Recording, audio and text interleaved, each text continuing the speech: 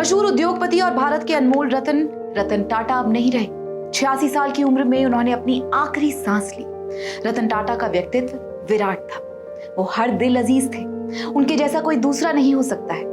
मुंबई आतंकी हमले के दौरान उन्होंने पीड़ितों के लिए जो कुछ किया, उसे जानकर आप भी उन्हें सल्यूट करेंगे। रतन टाटा ने नमक से लेकर एयरलाइंस तक भारत को हर लेवल पर आत्मनिर्भर बनाने में मदद की। देश और समाज के प्रति जिम्मेदारी का भाव बीज उनके अंदर कूट कूट कर भरा था। अपने विनम्र स्वभाव के लिए मशहूर रहे रतन टाटा की कई कहानियां लोग याद करते हैं। उन्होंने मुंबई हमले के बाद भी कुछ ऐसा ही किया था कि जब हमले के बीच ताज होटल वो पहुंच गए थे, वहां पहुंचकर उन्होंने जो किया वो इतिहास में अमर हो गया। असल में कुछ साल पहले एक इंटरव्यू में रतन टाटा ने खुद ये बात बताई है। मुंबई के ताज होटल का मालिकाना हक दरअसल टाटा के पास ही है। जब पाकिस्तान के आतंकियों ने ताज होटल पर हमला किया, जैसे ही रतन टाटा को इसकी जानकारी मिली, वो कुछ ही देर में वहां पहुंच गए, लेकिन सिक्योरिटी रीजंस की वजह से उन्हें रोक दिया गया। लेकिन उन्होंने जो ठान लिया था उन्होंने वही किया। रतन टाटा ने इस हमले को याद करते हुए बताया कि आतंकी हमले वाले दिन उन्हें किसी का कॉल आया। उन्हें किसी ने बताया कि ताज होटल में गोलीबारी हो रही है। ये सुनकर रतन टाटा ने तुरंत अपने स्टाफ को कॉल किया, लेकिन फोन नहीं उठाया किसी ने भी। रतन टाटा ने बताया कि आमतौर पर ऐसा नहीं होता था कि मेरा फोन ना उठाया जाए। मुझे स्टाफ की फिक्र होने लगी। मैंने तुरंत कार निकाली और ताज पहुंच गया, लेकिन वॉचमैन ने मुझे अंदर नहीं जाने दिया क्योंकि गोलीबारी हो रही थी। 26 नवंबर 2008 का वो दिन था जब पूरा देश मुंबई में हुए आतंकी हमले की वजह से सहम गया था। 10 पाकिस्तानी आतंकवादियों ने समुद्र के रास्ते दक्षिण मुंबई में घुसपैठ की और ताज होटल और छत्रपति शिवाजी महाराज टर्मिनल समेत शहर के कई नामचीन जगहों पर हमले किए। पाकिस्तानी आतंकवादी समूह लश्कर ए तैयबा के आतंकियों ने जो हमला किया, उसमें 166 लोगों की जान चली गई और 300 से ज्यादा लोग घायल हो गए। रतन टाटा जो उस वक्त 70 साल के थे, उन्होंने जबरदस्त साहस दिखाया। गोलीबारी के बीच उन्हें ताज होटल के कुलाबा छोर पर खड़े देखा गया था और 3 दिन और 3 रात तक वो वहीं डटे रहे। इस दौरान सुरक्षा बलों ने ताज होटल में आतंकवादियों के खिलाफ अभियान चला रखा था। मुंबई में हुए इस आतंकी हमले में जो 166 लोग मारे गए थे, उनमें से 33 लोगों की मौत टाटा होटल में हुई थी।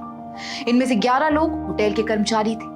हमले के बाद रतन टाटा ने ताज होटल को दोबारा खोलने का वचन दिया और हमले में मारे गए या घायल हुए लोगों के परिवारों की देखभाल करने का भी वादा दिया। ताज हमले के सिर्फ 20 दिन भीतर रतन टाटा की तरफ से एक नया ट्रस्ट बनाया गया, जिसका मकसद कर्मचारियों को राहत पहुंचाना था। रतन टाटा ने आतंकी हमले के पीड़ितों के 46 बच्चों की पढ़ाई लिखाई की पूरी जिम्मेदारी ली। मारे गए कर्मचारियों के परिवार को 36 लाख से लेकर 85 लाख रुपए तक का मुआवजा दिया। इतना ही नहीं, आतंकी हमले में मारे गए कर्मचारियों के परिवारों के एक शख्स को आजीवन हर महीने उतने ही पैसे देने का अरेंजमेंट किया जितने की मृतक कर्मचारी की लास्ट सैलरी थी।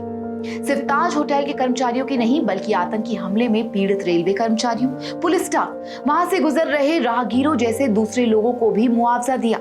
इनमें से सभी को 6 महीने तक 10,000 रुपए महीने की मदद दी गई। मुंबई आतंकी हमले के बाद ताज होटल के पीड़ितों के लिए टाटा ने जो किया, वो सिर्फ वही कर सकते थे। सिर्फ ताज होटल पर हमले में मारे गए या घायल हुए पीड़ित ही नहीं, बल्कि कई दूसरे पीड़ितों और उनके परिजनों की मदद भी की है रतन टाटा ने।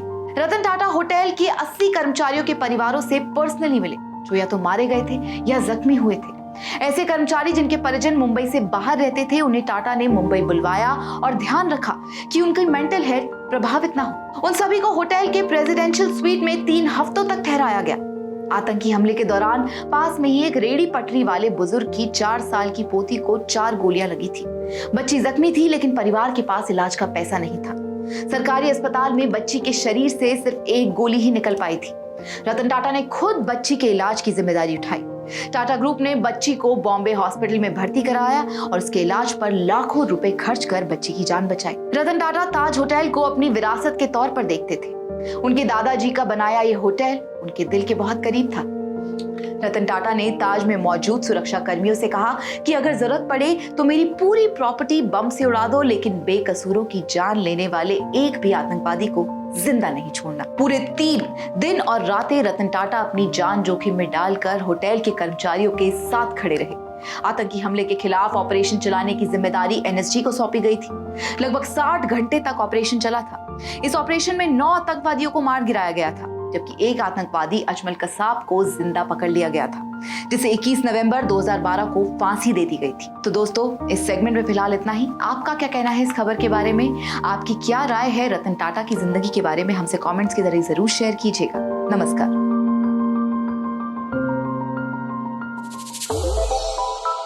श्रेष्ठ भारत पर खबरों से जुड़े रहने के लिए चैनल को सब्सक्राइब और लाइक करें, बेल आइकन दबाएं और देखते रहें श्रेष्ठ भारत।